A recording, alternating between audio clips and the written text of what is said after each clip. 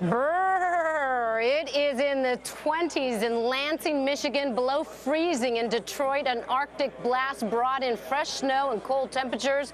The bad weather may have some impact on the voting in Michigan's primary. About 20% of the electorate is expected to turn out. An average of all the polls shows Mitt Romney and John McCain running neck and neck. Independents and Democrats can cross over to the other side in Michigan's primary and weigh in on the Republican candidates. There are even signs that Democrats may muddle the GOP race by voting for Mitt Romney. Okay, so Rudy Giuliani, also dubbed by some as America's mayor, is sitting out today's Michigan primary. His campaign strategy: don't spread your time and resources thinly over all the contests and instead focus on Florida and Super Tuesday. Still, Giuliani is getting his economic message out there for voters in Michigan, which is facing tough economic times, including big manufacturing job losses. Protectionism has a nice ring to some folks there.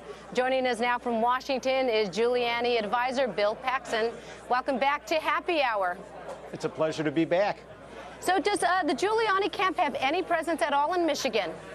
Well, you know, the mayor has been all across the country. He's been in Michigan. He's been in most of the states that are be conducting primaries this year. But he's focused today, and he's focused on Florida. We've said for a year that for our campaign, Florida's the beginning of what's going to be a good run for us. The following week, we move into New York, New Jersey, California, where we've enjoyed great leads in polls. And he's been campaigning across Florida while the other candidates have been other places. And so, you know, already Floridians are voting. They started this week.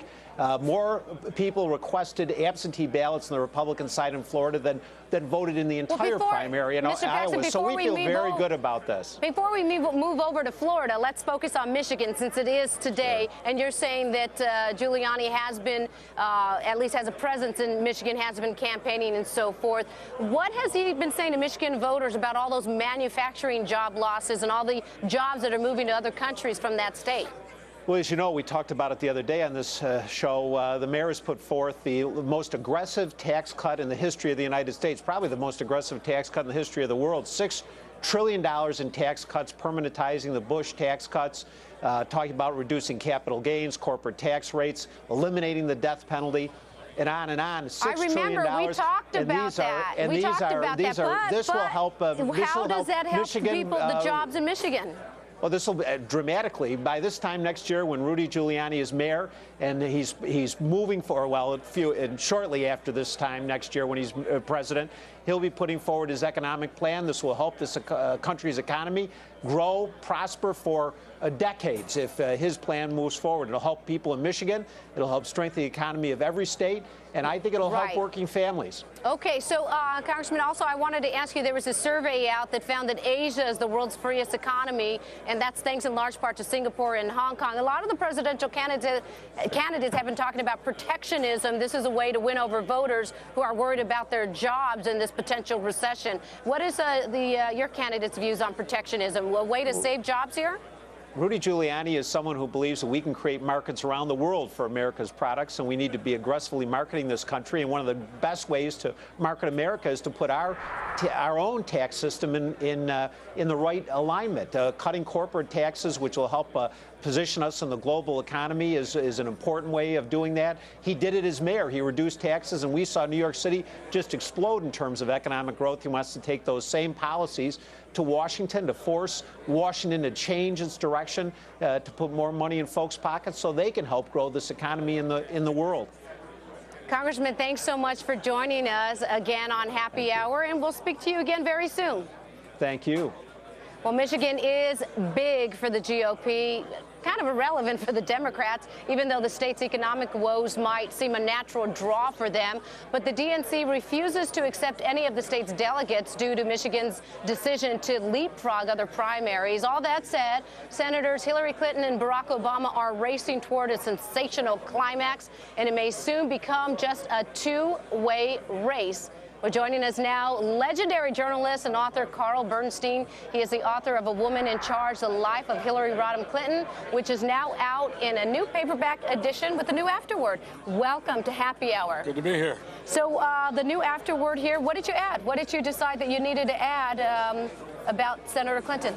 About the campaign itself, particularly about Obama. Actually, I wrote it in October, and to my amazement, it quotes one of the closest of the Clintons' friends as saying, you know, she can't match Obama in the change department. That's a quote, and she knows it.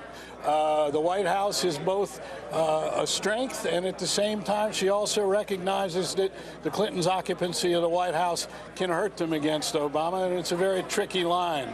So I was pleasantly surprised to see how prescient this friend of the Clintons was, but it really is about how Hillary Clinton was liberated by her time in the Senate when she was no longer tethered to Bill Clinton.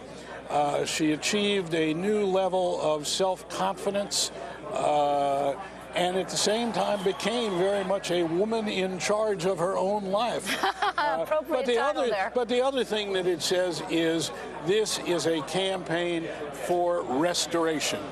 Something unlike anything we've seen in the history of the country, and restoration of the Clintons, plural, to the White House. And that, too, is something that we see is playing both ways. What do you make of Bill Clinton out on the campaign trail with her? Is that hurting her? Is that helping her? And how much of a role, you have the inside sources, so how much of a role is he really playing out there? His role is huge in this campaign. First of all, he's Hillary Clinton's closest advisor, has been for 30 years, the same way she has been his. This would be another co-presidency. If Hillary Clinton were to win. It's inevitable given the relationship between the two. Whether we might think on the outside that it's a dysfunctional relationship or we might not, but this is also a love affair. These two people have been through the wars together, and they're continuing going through this latest war together, and not altogether to her advantage thus far, his presence out there, I think. Interesting. And the... But at the same time, he has tremendous appeal within the Democratic Party, and there's no way to divorce the dynamic of Hillary and Bill and Hillary from this race. She wouldn't be there if it weren't for him. She wouldn't be a candidate if it weren't for him. So we have to deal with that dynamic as the most basic element of this race. Do you think she has a shot? And how do you think? No, I mean, with Barack Obama being so strong, and do you think? Of course she has a shot. No, but her campaign right now, how is it being run? How is it being perceived by the masses? Because there's questions about what you would think being her strong votes, female and minorities. All right. If there's anything I'm not totally great at, it's judging how the masses are receiving something. I'm much better at understanding what goes on inside what the masses are looking at. Right. But whatever the case. But you're so confident about her having a shot. Oh, there's no question. Look, she is a formidable candidate. What is so surprising is that they thought they were on a way to a coronation, the Clintons. And along comes Barack Obama and has stolen a lot of the thunder in this race. Right. And this is the most exciting presidential race probably since 1968 that we've had, and it is equally consequential in terms of the country's future.